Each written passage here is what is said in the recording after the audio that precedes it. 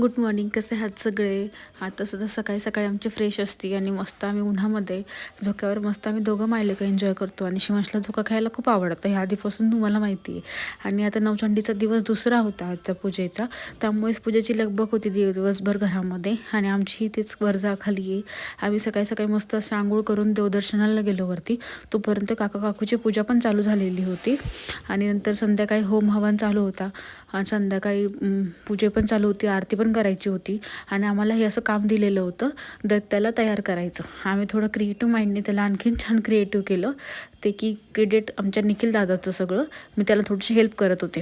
आता खूप दिवस झाले पेंटिंग करून, पण थोडा तरी हात असा चालू होता.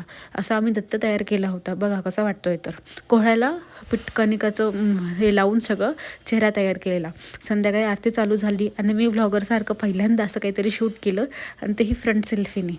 खूप एम्बॅरेन्सिंग होत होतं, पण खूप छान वाटलं असं काही करताना. संध्याकाळी आरती चालू झाली आणि शिवांचं मात्र असं नाचणंही चालू झालं. आणि तो त्या तालावरती तो स्टूल वाजवत होता. चला भेटूया उद्या.